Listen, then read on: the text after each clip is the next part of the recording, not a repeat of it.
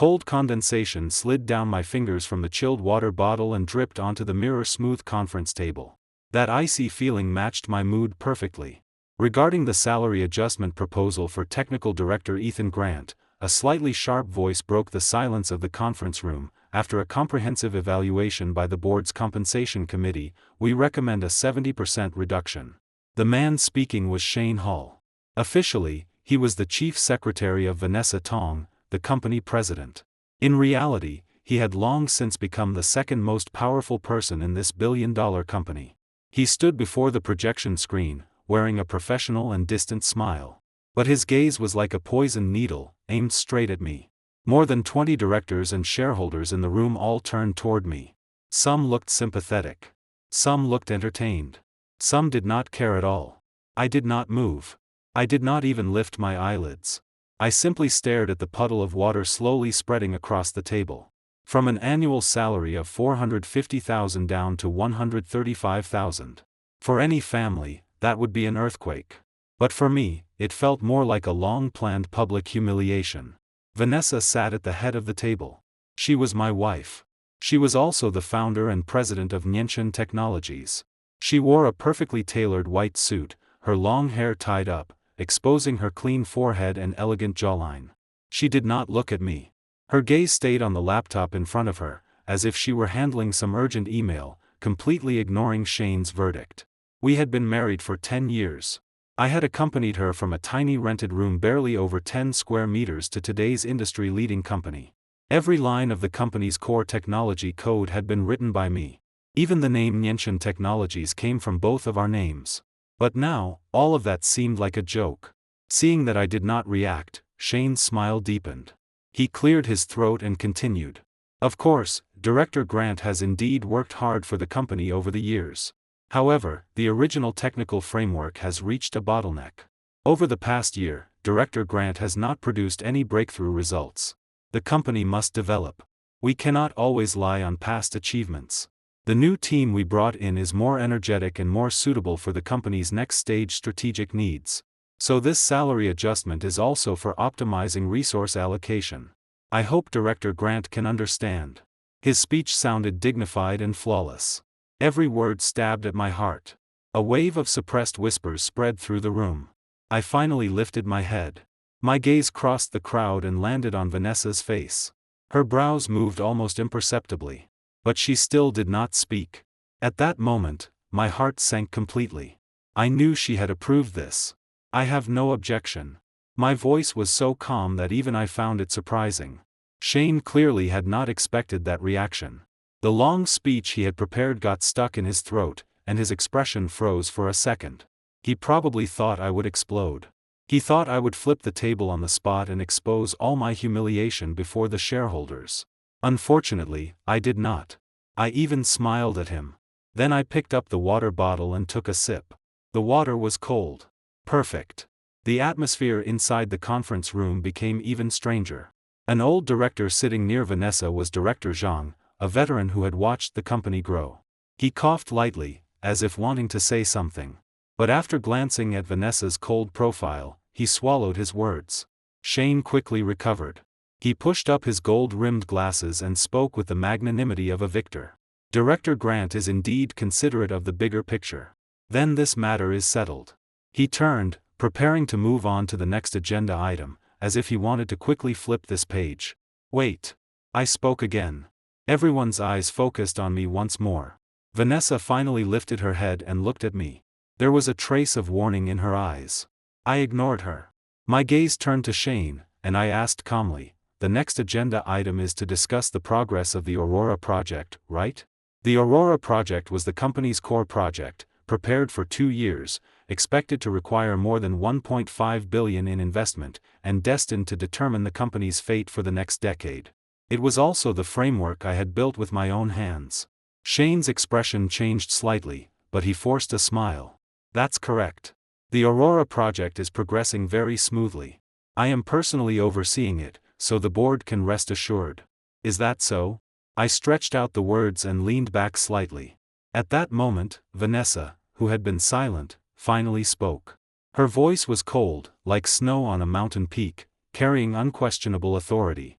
Ethan, the project will be reported by the appropriate person. You. Before she could finish, I interrupted her. I looked at her and, for the first time before her, revealed a smile that felt strange even to her. President Tong, don't be in such a hurry. I stood and slowly adjusted my cuffs. Then I looked around the room. Finally, my gaze fell on Vanessa's exquisite but cold face. The Aurora project is indeed progressing very smoothly. However, I paused. Then I clearly pronounced every word.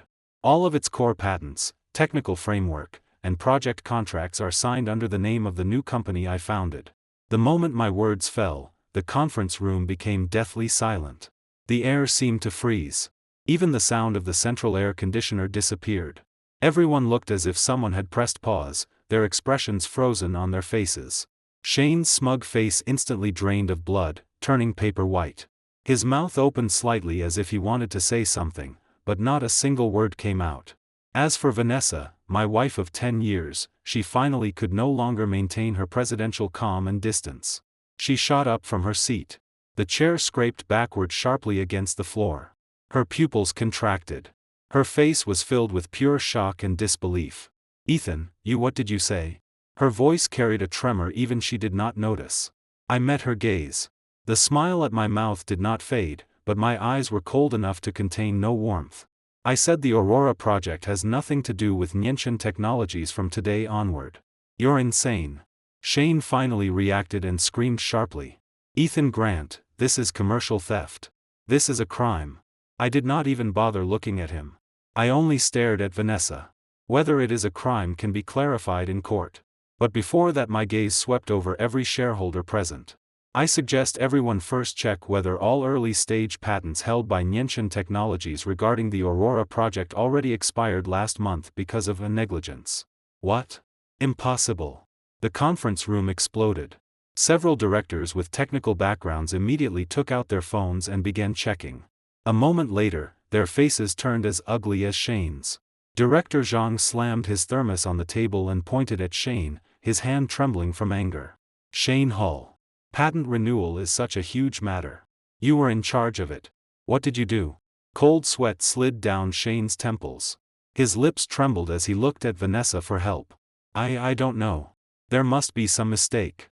I sneered. How could there be a mistake? The renewal reminder emails for those core patents had been personally dragged into the trash by him. He thought no one would notice. He thought that after those patents expired, he could replace them with a few peripheral patents applied for by his new team and completely kick me out of the project. He wanted too badly to prove himself.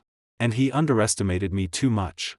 He did not know that those parent patents had already been registered overseas in my own name 3 years ago. What he gave up was only short-term domestic protection. And I had been waiting for him to deliver this gift to me with his own hands. President Tong. I looked at Vanessa, whose face was equally pale, and spoke word by word. 1 year ago, I reminded you that Shane Hall's ambition was too big and his reach too long. You told me I was overthinking. You said you were too tired and told me not to interfere in company management. 6 months ago, I placed evidence on your desk showing that Shane was secretly contacting competitors and leaking internal company data. You locked it in a drawer and told me we needed to consider the bigger picture and could not cause internal chaos. 1 month ago, I told you for the final time that the Aurora project firewall had a vulnerability and that Shane was hollowing out the technical department. You stayed silent on the phone for 30 seconds. Then you said you were in a meeting and would discuss it later. After that, there was no later. With every sentence, Vanessa's face grew paler. By the end, her body swayed slightly, almost unable to stand. The moments she had deliberately forgotten and ignored now returned like sharp knives, stabbing back into her heart. So I withdrew my gaze and sat down again, my tone returning to its initial calm. That is the situation. My salary, you may reduce as much as you like. My position, you may take away whenever you wish. But the Aurora project, you cannot take it. I picked up that bottle of ice water and drank it all. The cold liquid slid down my throat and into my stomach, but it could not extinguish the fire that had burned inside me for an entire year. 10 years of marriage. 10 years of support. I thought we were each other's strongest backing. I willingly restrained every sharp edge I had. I stood behind her, paved roads for her, cleared obstacles for her, and watched her shine under the spotlight. I thought this was our tacit understanding. Until Shane appeared. This Harvard graduate parachuted into the company with a dazzling halo. He was handsome, humble, and skilled. Soon, he won everyone's favor, including Vanessa's. At first, I did not care. The business world is a battlefield.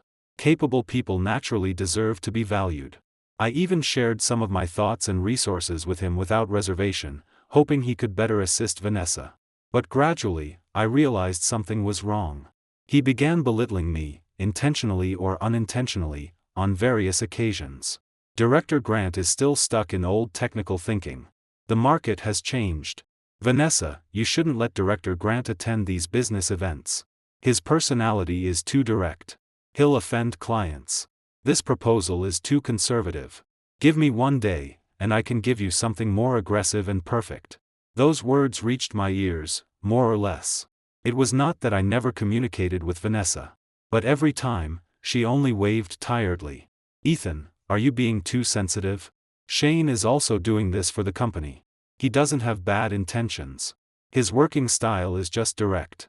I'm really tired lately. The company has so many things going on. Can we not argue over these little things? Little things? My dignity. My career. Our trust.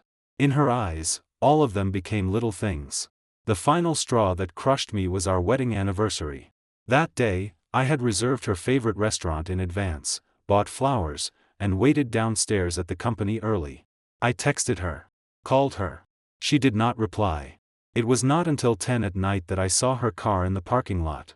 Shane helped the drunken Vanessa out of the driver's seat. Her arm rested across his shoulder. He held her close in an intimate posture. Seeing me, he froze for a second, then gave an apologetic smile. Director Grant, sorry. President Tong drank a little too much for an important client tonight.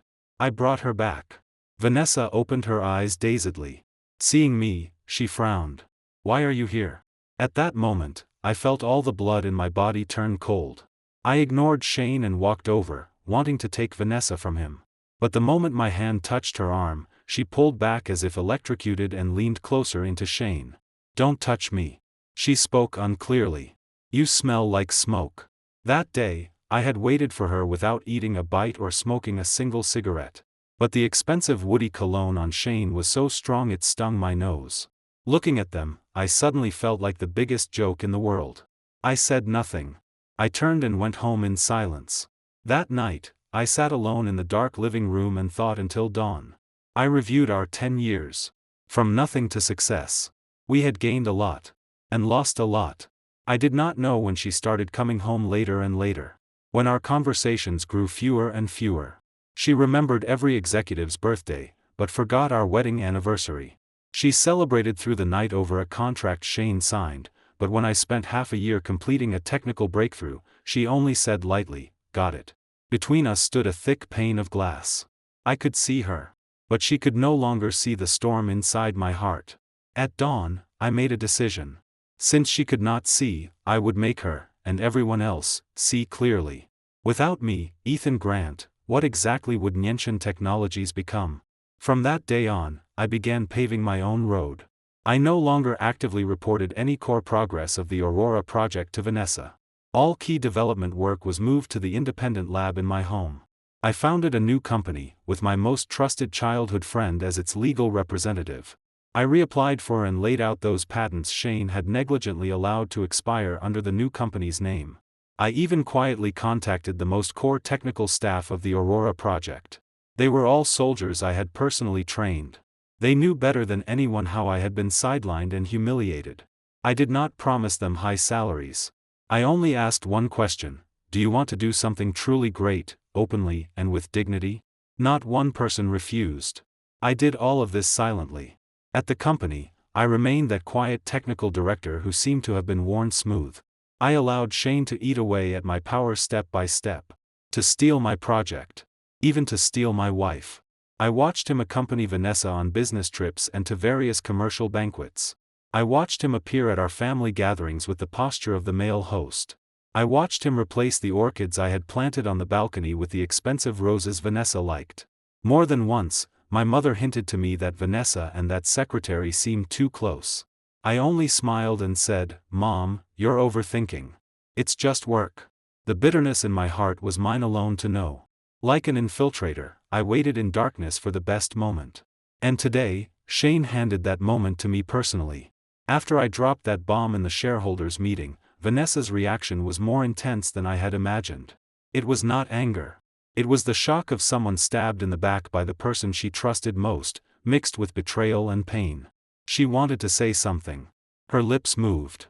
But in the end, she only looked at me, her eyes slowly reddening. I knew she wanted to ask me why. I did not give her that chance. Everyone. I stood and nodded slightly to all those present. I've said what I came to say. As for what follows, my lawyers will connect with the company's legal department. Goodbye. Then I no longer looked at anyone and walked straight toward the conference room door. The moment my hand touched the handle, Vanessa's voice sounded behind me, carrying a sob. "Ethan Grant, stop." I did not stop. I opened the door and walked out. Behind me, arguments and accusations erupted. All of that had nothing to do with me anymore. Walking out of the company building, the afternoon sun was a little glaring. I looked up at the building I had personally helped design and build. There was not a trace of attachment in my heart. My phone vibrated in my pocket. I took it out. Vanessa was calling. I hung up without hesitation and blocked her. Then came Director Zhang. My mother. My father-in-law and mother-in-law. I silenced the phone and threw it onto the passenger seat. Then I started the car and merged into traffic. I did not go home. I went directly to the office of my new company. The office was not large, but it was bright. Outside the floor-to-ceiling windows was the busiest CBD view in the city. Several of my core team members were already waiting there. When they saw me enter, everyone stood. Excitement and tension filled their eyes. "Ethan, how did it go?" Alex, the leader, asked me. I smiled and tossed the car keys onto the table. I showed my hand. The office erupted into cheers. Over these months, they had followed me and endured enormous pressure. Now, at last, they could stand upright. "From today onward, we don't need to hide anymore." I looked at them, my voice filled with unprecedented strength. "The Aurora project will be released with dignity in our hands." Over the next few days, I was so busy my feet barely touched the ground. Meetings with the legal team to discuss every possible legal risk. Connecting with new investors to finalize follow-up financing. Calming team members and solving their worries. I functioned like a fully wound machine, operating at high speed, leaving myself no time to breathe or think. I knew Vanessa and Nienshin Technologies must already be in chaos. Shane was suspended pending investigation. The company's stock price fell immediately. Several partners connected to the Aurora project had sent inquiry letters. Vanessa searched for me frantically. She went to our home. My parents' home. Even my childhood friend's company to block me. But I avoided seeing her. It was not yet time. This battle had just begun. What I wanted was not merely to take back what belonged to me. I also wanted her, and everyone else, to see exactly what she had given up. And what kind of trash she had chosen. 1 week later, I took the initiative to meet Director Zhang. The location was a tea house near my office. When Director Zhang arrived, his expression was grave, and exhaustion filled his eyes. "Ethan, why do this?" He sighed and sat opposite me. I personally brewed a pot of jasmine tea for him. It was the handmade jasmine tea from Vanessa's hometown. The leaves unfolded in boiling water, releasing a refined fragrance. This was the only habit related to her that I had kept. Once, every late night after I finished coding, she would brew me a pot of this tea. She said it tasted like home. But now, home was no longer home. "Uncle Zhang." I pushed the teacup toward him. "You watched Vanessa and me walk this road. Do you think I had another choice?" Director Zhang lifted the cup and remained silent for a long time. "Vanessa has been too successful these years. And too tired. I saw early on that Shane Hall was wrong. I also warned her. But he shook his head. She wouldn't listen. She thought we old people could no longer keep up." "It wasn't that she couldn't listen," I said lightly. "It was that she no longer trusted me." Director Zhang had no answer. "Uncle Zhang, I didn't ask you here today to complain. I changed the subject.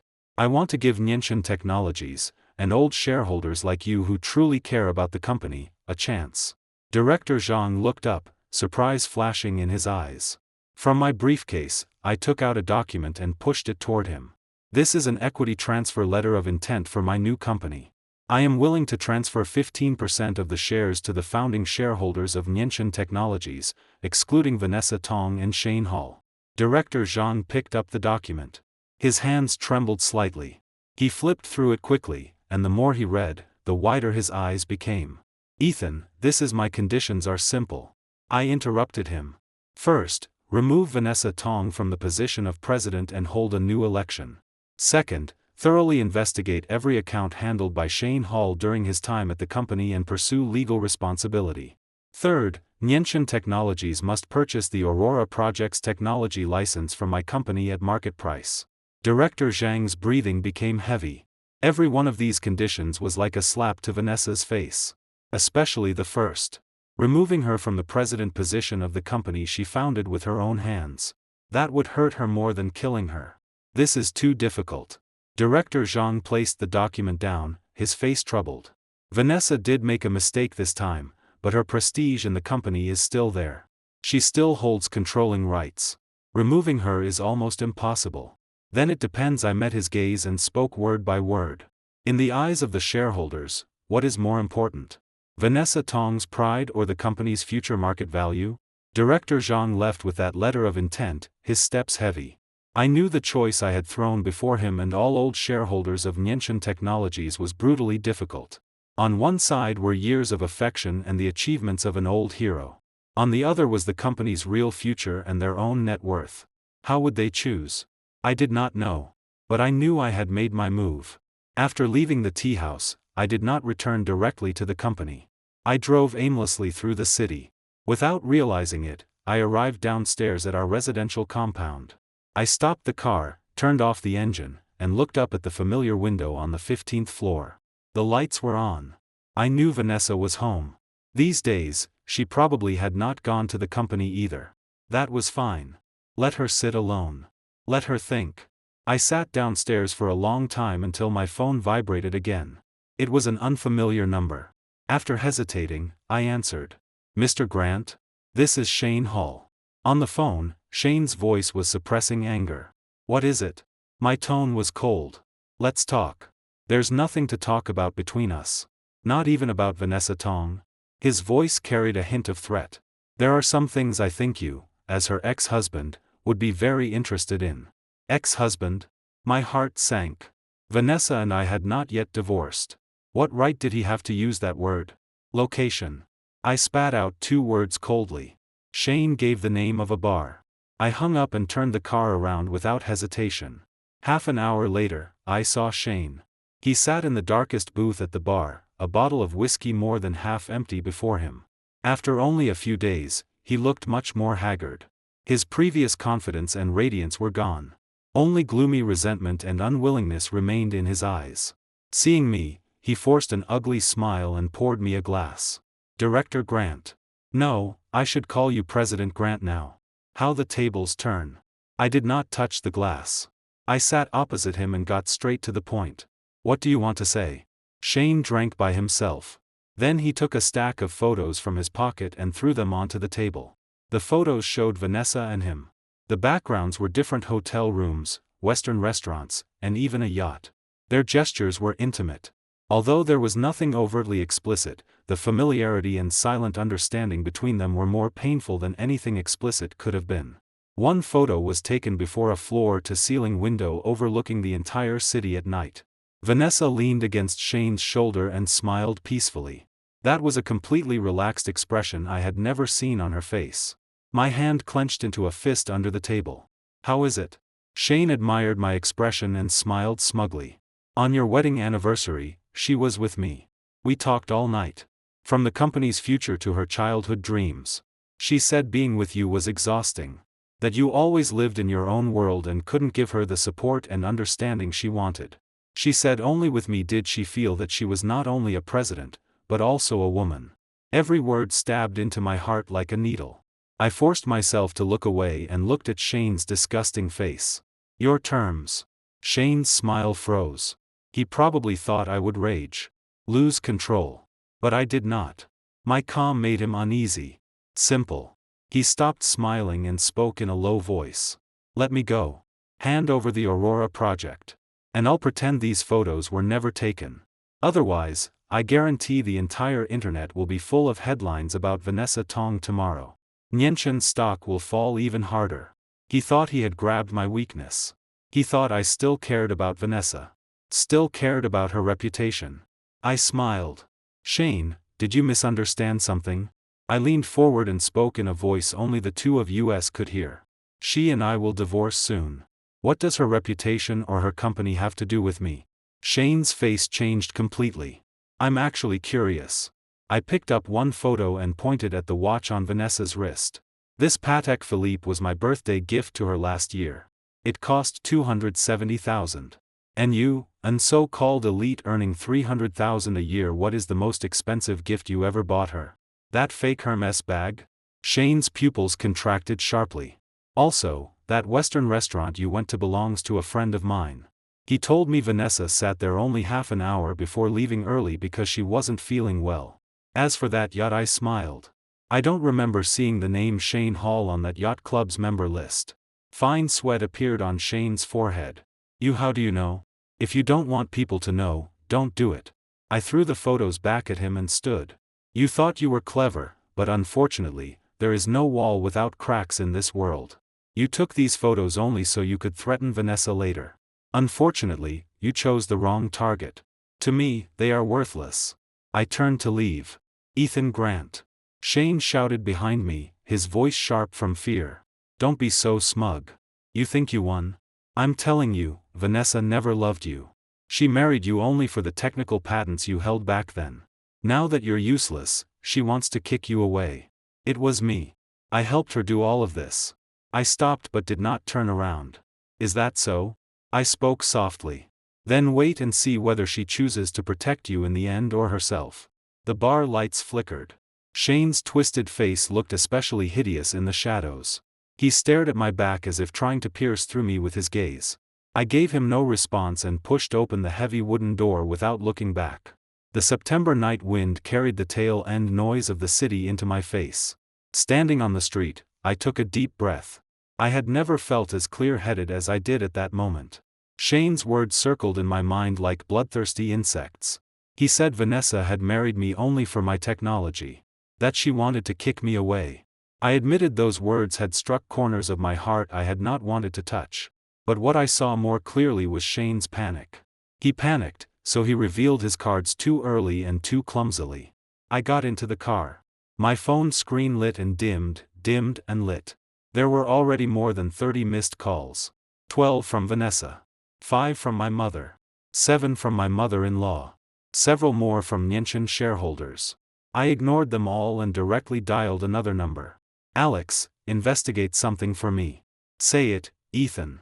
Shane Hall's financial records. Every account movement since the first day he entered Nianshan Technologies. Especially large transfers. Also, his overseas assets. I suspect he started transferring money long ago. Alex answered excitedly. We've already been checking. Ethan, I started this 3 days ago. 3 days ago? I froze slightly. Alex laughed. When I saw you show your cards at the shareholders' meeting, I knew this would come in handy. The brothers worked 3 nights straight. We already have the basic picture. Shane Hall is definitely dirty. I could not help laughing.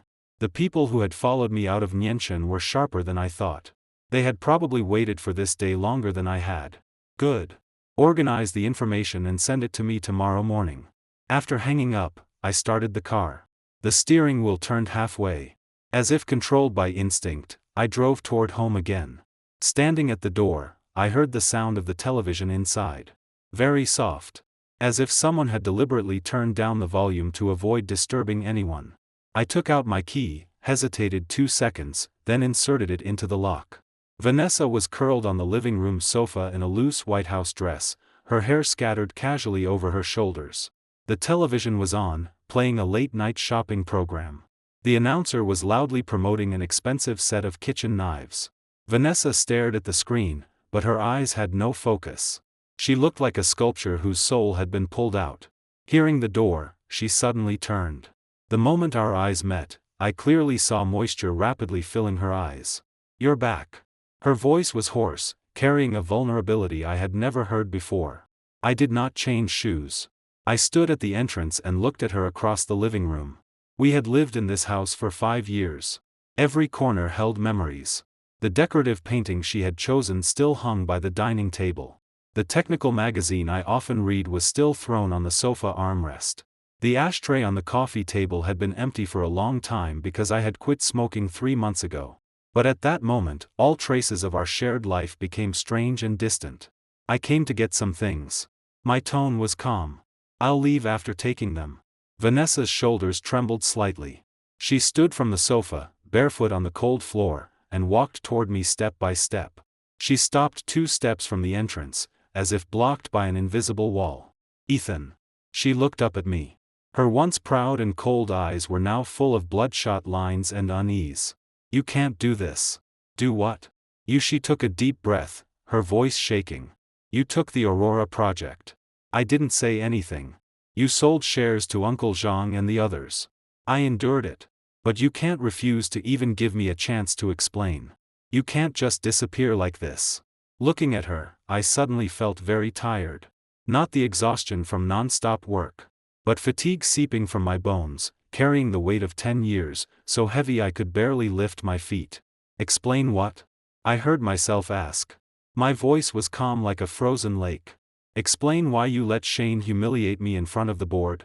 Explain why you locked the evidence I gave you in a drawer. Or explain why, when you were on yachts, in restaurants, and in hotels talking all night, I was waiting downstairs for 5 hours like an idiot.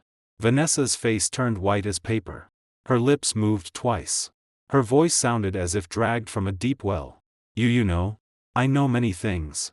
I stepped forward, closing the distance. Shane asked me to meet today. He showed me photos of you two and tried to threaten me with them. Vanessa Tong, you chose yourself a fine helper. Her body swayed. She held on to the shoe cabinet to remain standing. Tears finally broke from her eyes, sliding silently down her thin cheeks and hitting the floor. In 10 years of marriage, I had seen her cry 3 times. Once on the night the company nearly went bankrupt. Once when her father passed away. This was the 3rd time. It isn't what he said. Her voice was broken and urgent. Ethan, listen to me. That day on the yacht, I invited several clients. Shane only happened to send me there. The Western restaurant was the same. He booked a table and said we needed to discuss financing. I sat for half an hour and left. The hotel photo he left meeting notes in my room. I went to return them. It was less than 10 minutes. What about our wedding anniversary? I interrupted her. He drove you home. You held him and leaned against him. When I reached out to take you, you avoided me and said I smelled like smoke. That day, I hadn't smoked even once. Vanessa suddenly covered her mouth and let out a suppressed sob. She shook her head desperately, tears flying. I was drunk. I don't remember anything from that night. Do you not remember or do you not want to remember? That sentence was a knife stabbing accurately into her heart. She shrank in on herself. As if all supporting strength had been pulled away, she slowly slid down against the shoe cabinet and curled into a tiny ball. I stood in place and looked down at her. This woman, once so powerful and decisive, now looked fragile like a child who had lost her favorite toy.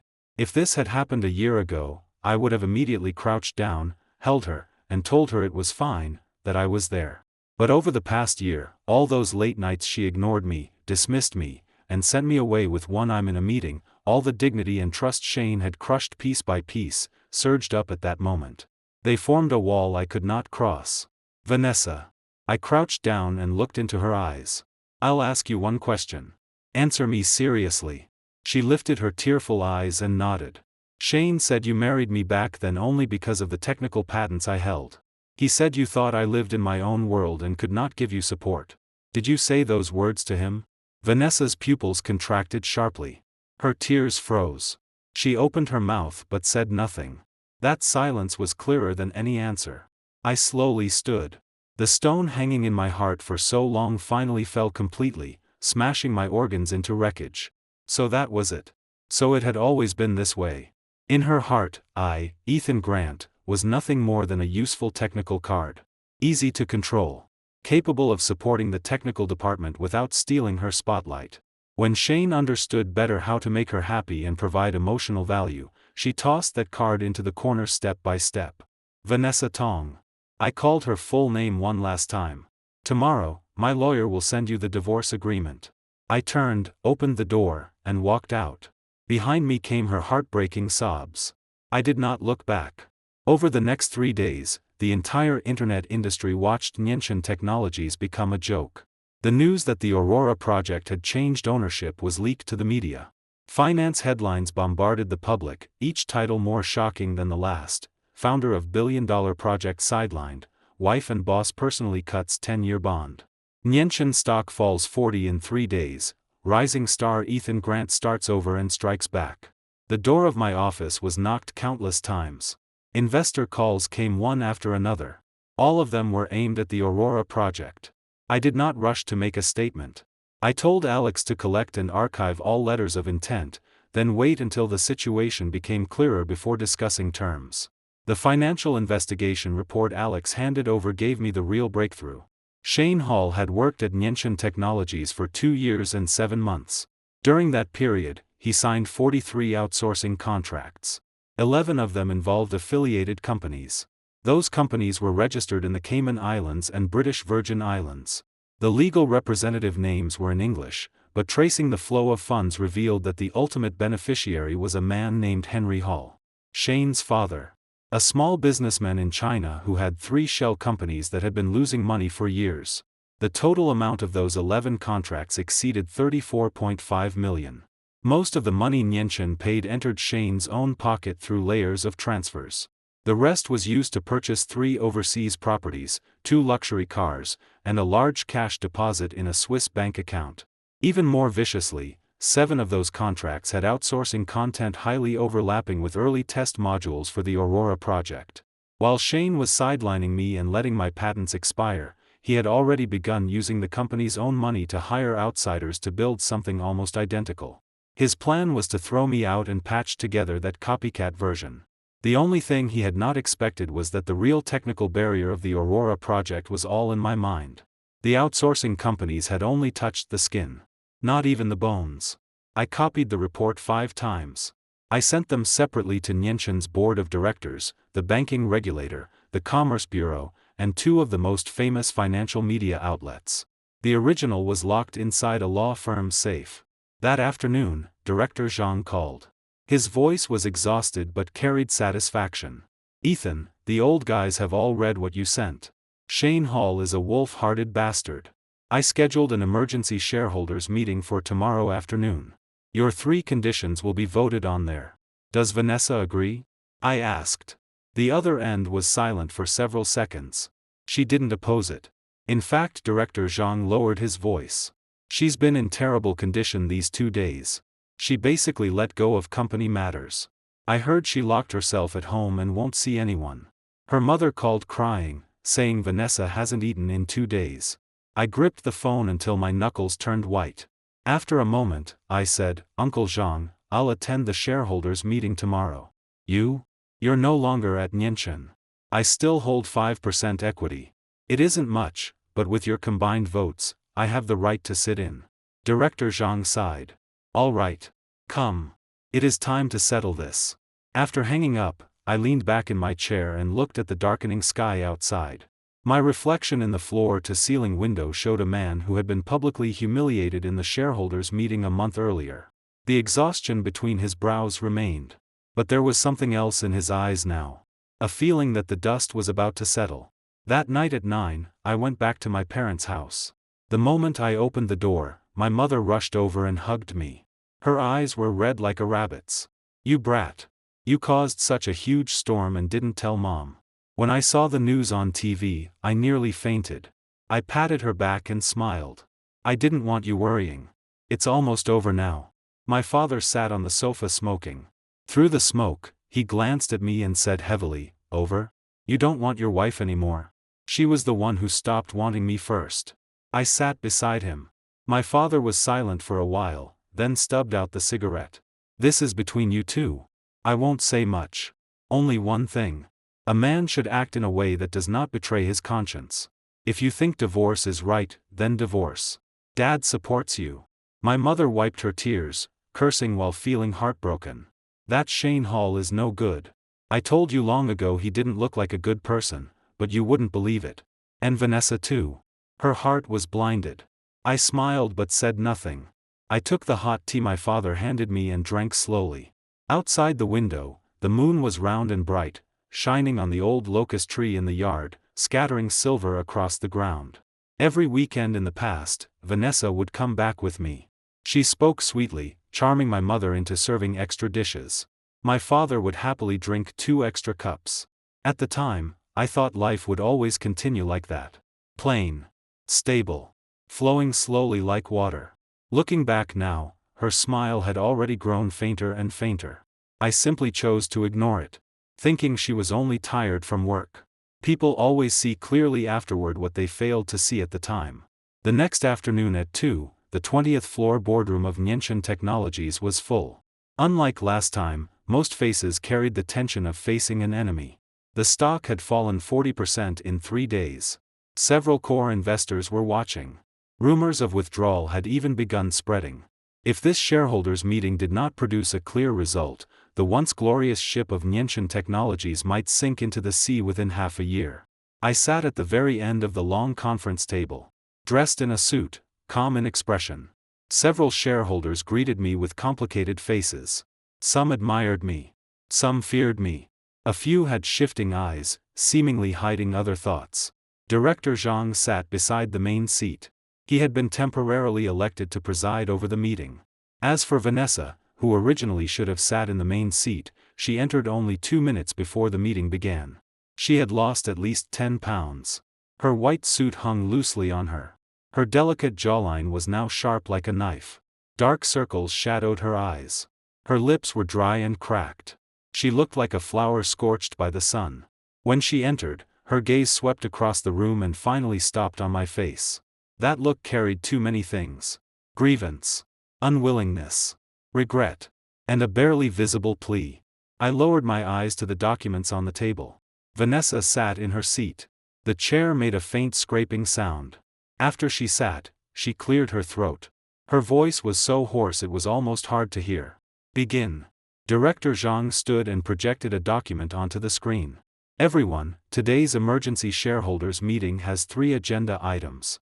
First, report the investigation progress regarding former Chief Secretary Shane Hall's suspected embezzlement and commercial fraud. Second, according to the proposal made by the largest shareholder, Ms. Vanessa Tong. He paused and looked at Vanessa. Everyone followed his gaze. Vanessa closed her eyes. Her nails dug into her palm. She squeezed one sentence from her throat. I propose removing Vanessa Tong from the position of president and having the board hold a new election for executive president. The conference room was in an uproar. Although rumors had already spread, when those words truly came from Vanessa herself, the shock was still enormous. A female executive close to Vanessa stood up directly. President Tong, you can't do this. You founded this company. If you voluntarily resign now, aren't you handing the company away? Vanessa did not look at her. Her gaze remained on the open document before her. Her voice was as flat as if she were reading a menu. The company belongs to everyone. I made mistakes. I misjudged people, ignored core technology protection, and nearly buried a billion-dollar project. I will not avoid the responsibility I should bear. Making mistakes means taking responsibility, but it doesn't mean handing over your lifeline. The female executive stomped anxiously. Ethan Grant, did you force President Tong? She is your wife. How can you be this cruel? I lifted my head and looked at her, my tone unhurried. First, the shareholders' meeting agenda was proposed by President Tong herself. No one forced her. Second, if I had not taken the Aurora project away, Nienshin Technologies would have been eliminated from the market in 3 months due to technical backwardness. At that point, you would not even have the qualification to sit here for a meeting. Third, I am her husband, so I settled her mistakes at the lightest possible cost.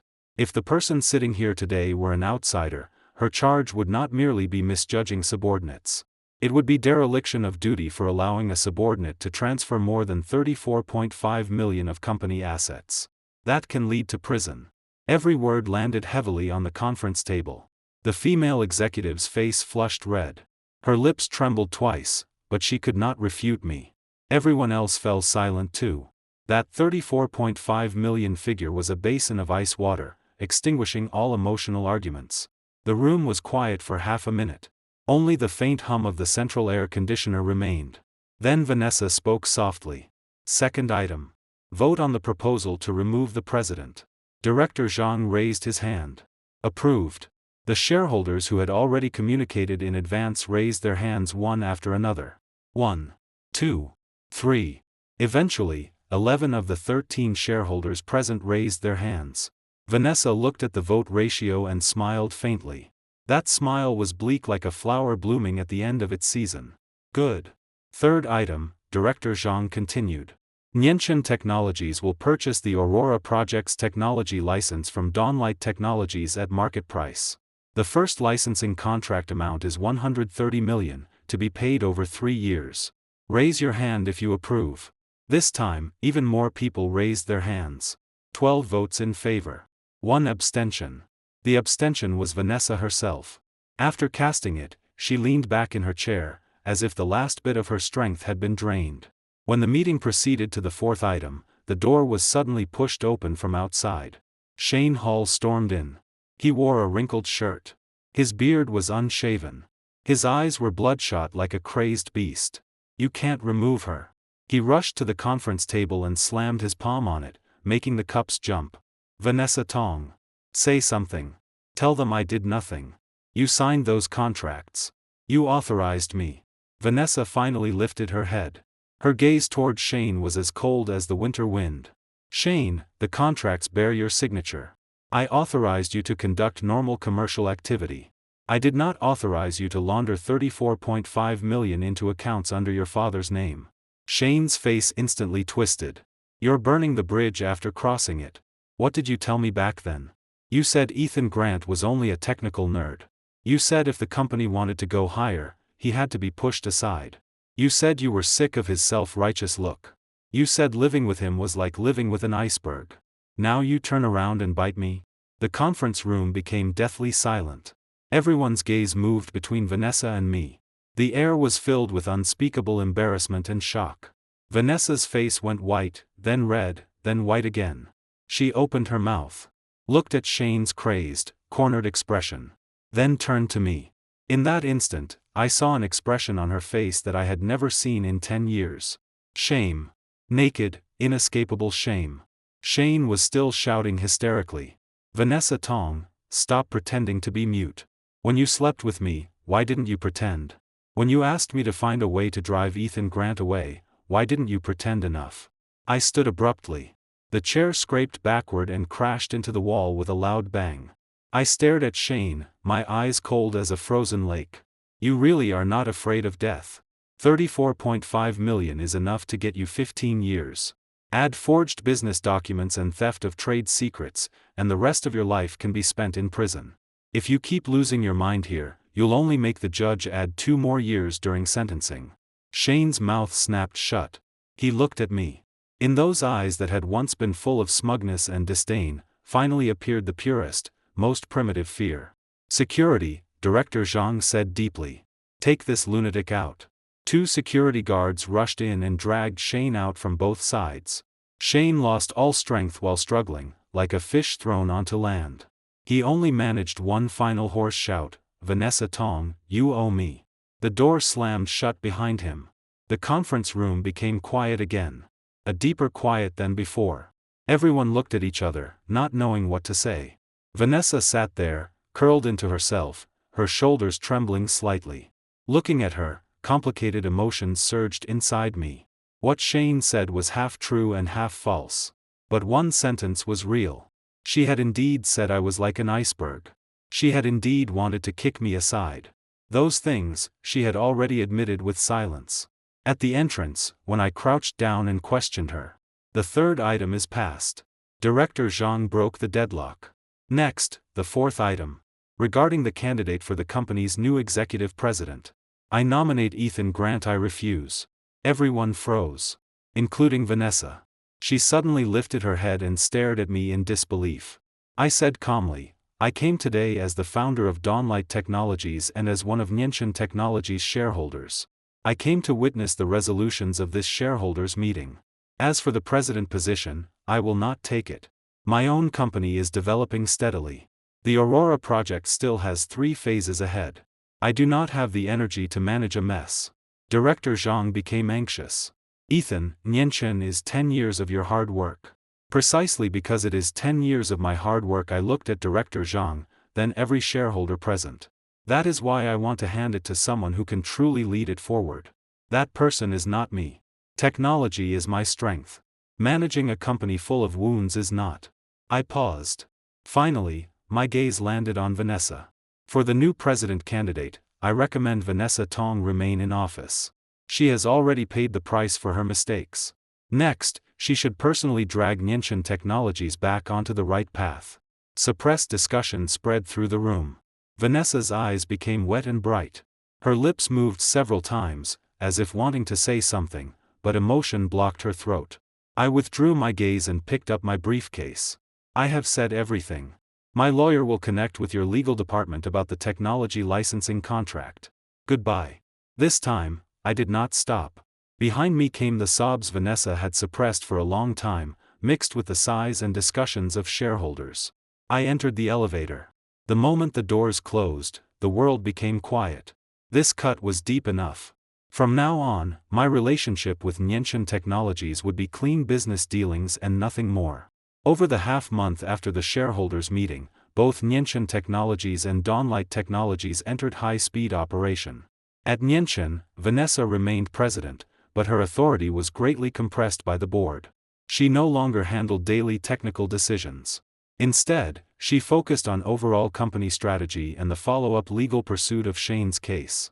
Director Zhang and several old shareholders formed a supervision committee, auditing company finances and internal controls every quarter. Although Vanessa's power was no longer absolute, the company's internal atmosphere improved greatly. The middle and senior managers who had coasted under Shane were gradually cleared out. The technical department rebuilt an external consultant team led by Alex, working overtime with Dawnlight's technical team on the second phase development of the Aurora project. At Dawnlight, I led over 30 people and devoted every ounce of energy to commercializing the project. The first financing round closed at $135 million, backed by several of the country's top industrial funds. We moved into an office building in the heart of the CBD. The office expanded from 1 floor to 3. Every morning, I arrived at 7. Most nights, I did not leave until 11. It was exhausting. But the grounded feeling of working for myself made every bit of hardship worthwhile. The only thing that surprised me was that Vanessa began appearing frequently around my life. The first day, my mother called and said Vanessa had brought 2 boxes of bird's nest to visit her at noon. She sat for half an hour, talked about ordinary things, and left. My mother told me not to overthink it. The second day, after I worked late into the night and returned to my apartment, the security guard downstairs handed me an insulated bag. He said a woman had delivered it. Inside was a bowl of still warm chicken soup. Underneath was a note. Don't stay up too late. Your stomach will hurt. There was no signature. But I recognized that crooked handwriting after 10 years. The third day, I arrived at the company in the morning. The receptionist handed me a box with a mysterious smile. Inside was a pair of light gray wrist guards, the kind I used when playing basketball. There was also a note, last time I saw your wrist hurt for 3 days after the game. I bought these. Try them. Holding that pair of wrist guards, I stood for a long time, not knowing whether to laugh or sigh. I had my lawyer send the divorce agreement to her, but she had still not signed it. When I asked my lawyer on the phone, he hesitated and said Ms. Tong's side stated there were some matters still requiring negotiation. I did not ask further. Let her delay. I was not the one in a hurry.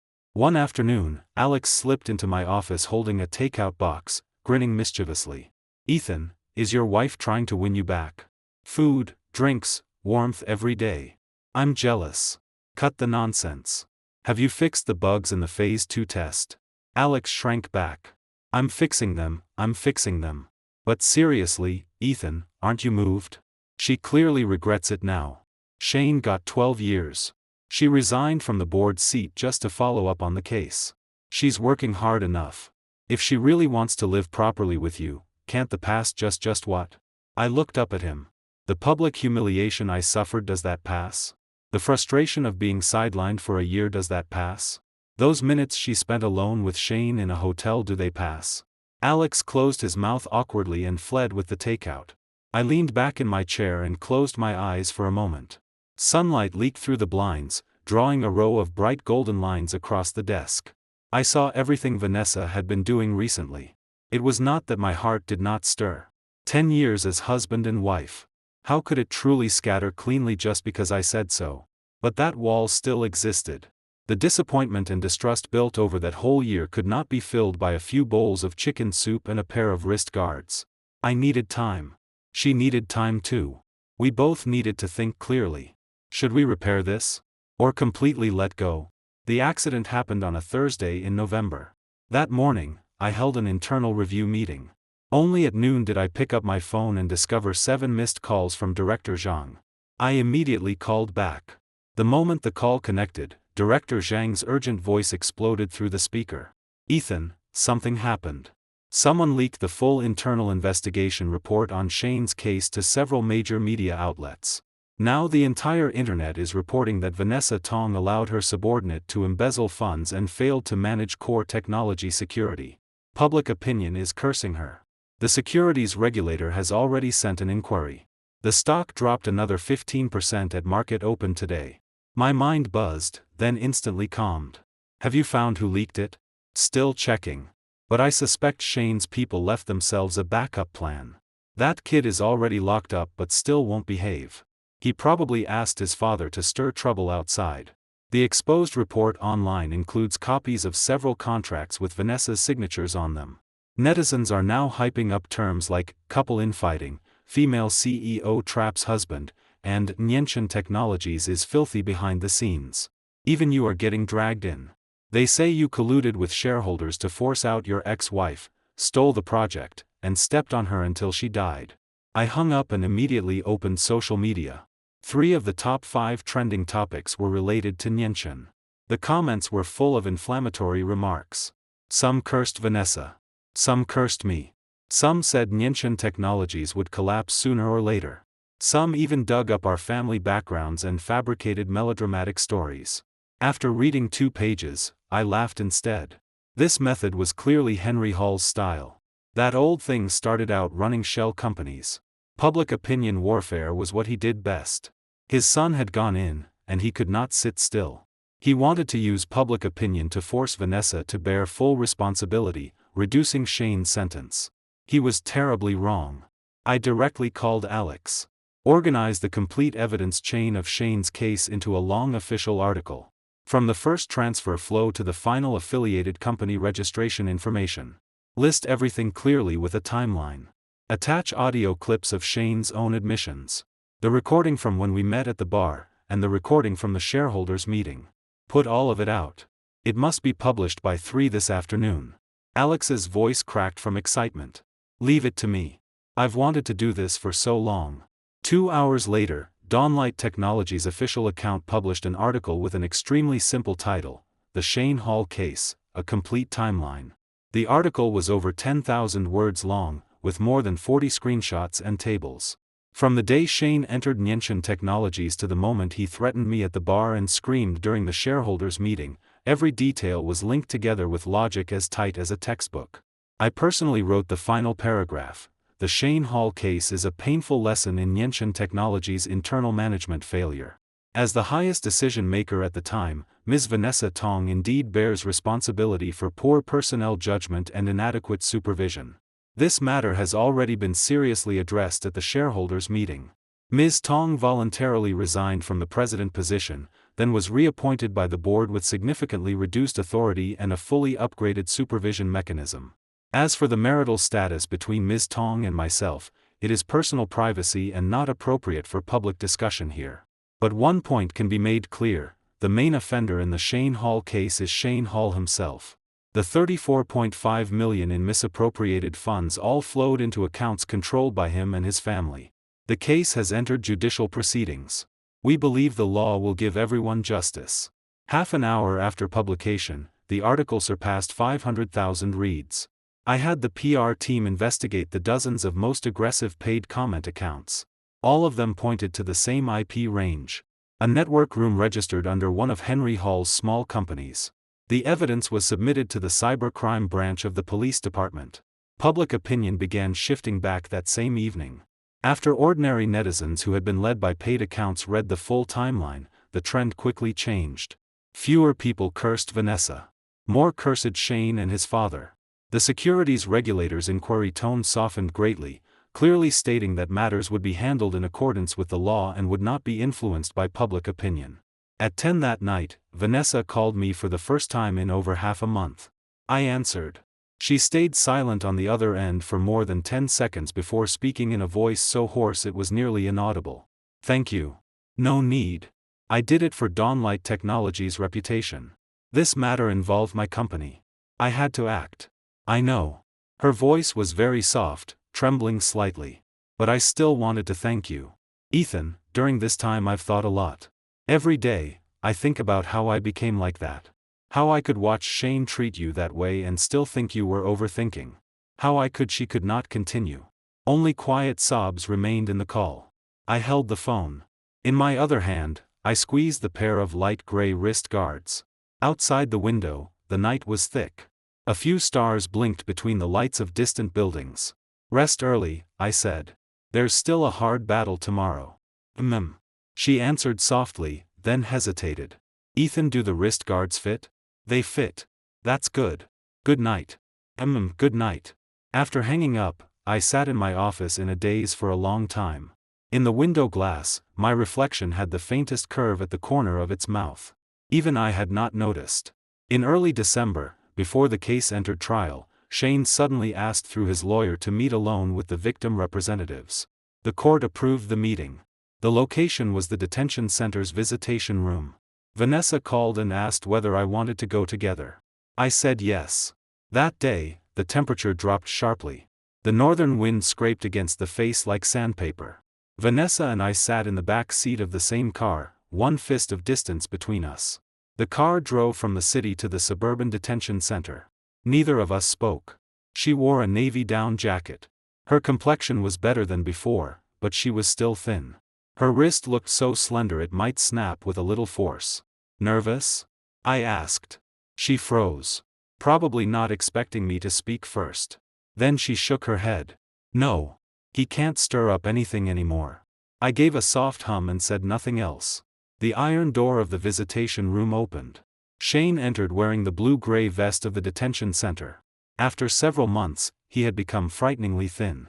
His hair had been shaved into a crew cut. His eye sockets were sunken. He looked 10 years older. But a final unwilling light remained in his eyes. Seeing us sit side by side, the corner of his mouth twisted. "Oh?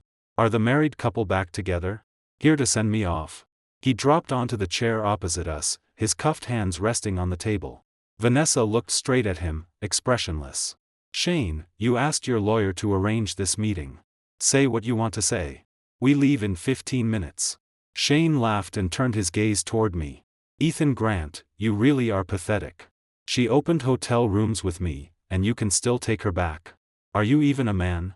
I leaned back in my chair, hands crossed over my abdomen, my tone indifferent. "First, your so-called hotel room evidence was already investigated by the police. The surveillance from that day shows you waited outside the hallway for 40 minutes, and she never opened the door. Second, the timestamps on all your photos are wrong. Some were even edited from old group photos. Third, you asked your father to wage public opinion warfare outside to shift attention. Your father has now been detained. His 3 shell companies have all been seized. Shane, you have played every card." The smile on Shane's face froze little by little. He stared at me as if he wanted to swallow me alive. "You calculated everything? You even found out about the photos? Before you threatened me at that bar, my legal team was already studying everything you had done. When you took the photos. What angles? What lighting? Even the camera model was recorded. You thought you were smart. Unfortunately, thieves always leave footprints." Shane's entire body slammed backward into the chair. His lips trembled. His gaze changed from fierce to hopeless, and finally to hollow confusion. He murmured, I lost completely. I was only one step away. Only one step." Vanessa suddenly spoke. "Shane, I want to ask you something. Shane looked at her. When you approached me back then, was it planned from the first day? Shane froze. Then he laughed. That laugh echoed in the narrow visitation room, dry and chilling, like a sound rising from the bottom of a dead well. You're still asking this now?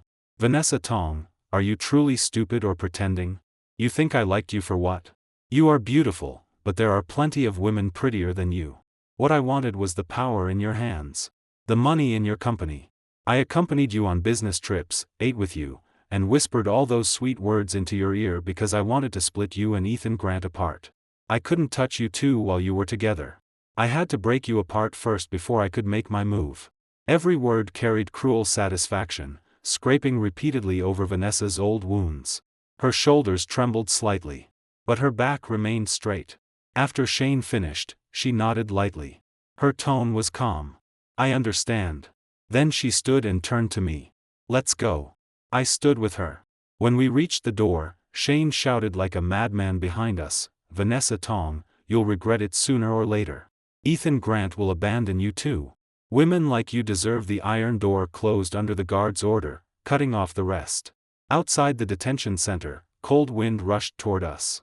Vanessa stood on the steps and took a deep breath. Her eyes were red, but she did not cry. She turned to me and suddenly smiled. Ethan, I was really stupid before. As long as you're smarter now. She froze, then smiled a little wider. Tears fell with that smile.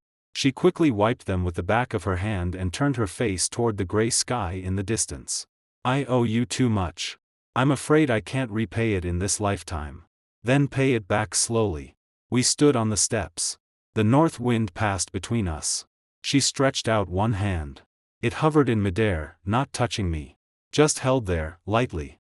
I looked at that hand for 2 seconds. In the end, I did not hold it. But I did not move away either. There was still plenty of time. At the end of December, Phase 1 of the Aurora project officially launched. The press conference was held at the city's largest convention center. Over 300 media outlets and industry guests were invited. Dawnlight Technologies' early publicity had raised expectations to the highest point. Pre-sale orders had already exceeded 75 million a week before the launch. I stood beneath the spotlight on the main stage. Before me was a giant holographic projection, rolling through the Aurora project's core architecture and data. The audience was full. The first row held investors, industry leaders, and editors from several major media outlets. Alex and the team crouched behind the backstage control station, nervously watching various data panels. In the middle of the audience, I saw Vanessa. She wore a simple black suit, light makeup, and sat beside Director Zhang, quietly watching me. I cleared my throat and held the microphone. Hello, everyone. I'm Ethan Grant. The Aurora project is something I have worked on for 3 years. The first 2 years were at Niantian Technologies. The last year was at Dawnlight Technologies, the company I founded. During these 3 years, many things happened. Good and bad. But standing here today, I only want to say one thing. It is finally here. The big screen began playing the Aurora project's concept video. Grand music and dazzling effects intertwined, showing the disruptive changes this technology would bring to the industry. In the narration, I briefly explained its core advantages, application scenarios, and market outlook. When I moved into technical details, experts in the audience nodded frequently. Their cautious looks gradually turned into admiration. When the video ended, applause thundered. I set down the microphone. After the applause settled slightly, I spoke again. Today, I have one more announcement. The audience quieted. Dawnlight Technologies and Niantian Technologies have signed a strategic cooperation agreement. Over the next 3 years, Niantian Technologies will serve as the priority partner of the Aurora project. Together, we will advance Phase 2 and Phase 3. I paused. Then looked toward Vanessa. Whether in technology or enterprise, sometimes the correct road is found only after all detours are taken, and people stand together again. The entire room stirred. Then applause rose again. Vanessa sat there, the corner of her mouth gently curved. Her eyes were bright, like the girl from 10 years ago who stayed up all night revising business proposals in a rented room. After the press conference, at the evening banquet, I was surrounded by people offering toasts and conversation. It took nearly 2 hours before I finally escaped. When I came out to breathe, I saw Vanessa at the end of the hallway beside a floor-to-ceiling window. She leaned against the windowsill, holding a glass of juice she had barely touched, looking at the flowing city lights outside. I walked over and stood beside her. In the glass, our reflections stood side by side, one fist of distance between them. "What you said today about standing together again after all the detours. Were you serious?" She turned to look at me. "Which sentence?" "You know which one." I was silent for a while.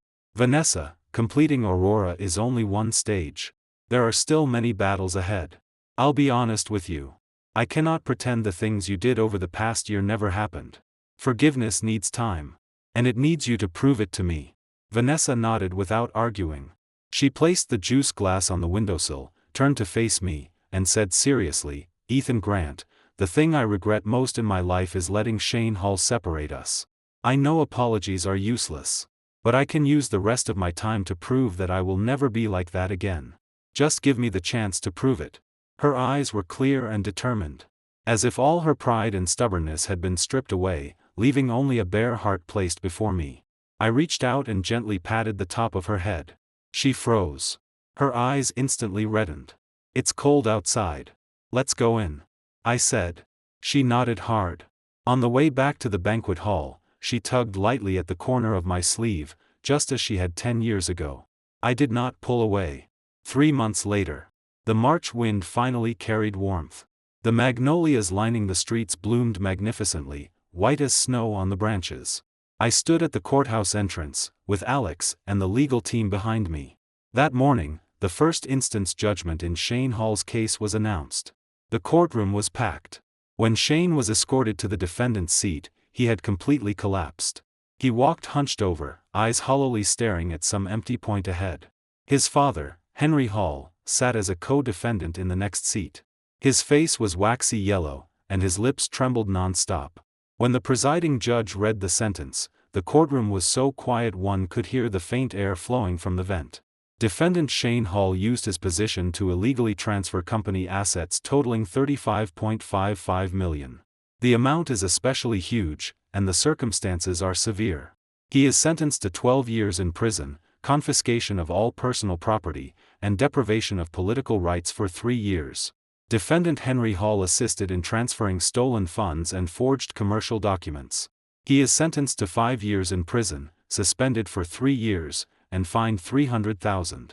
When Shane heard 12 years, his entire body went soft as if all bones had been removed. He had to be held up by court officers to stand. He turned back one final time toward the gallery. His gaze swept across my face. His lips moved as if he wanted to curse. But in the end, he said nothing and was led away. I stood calmly and walked out of the courthouse. Sunlight warmed my face. Beneath several magnolia trees in the distance stood someone.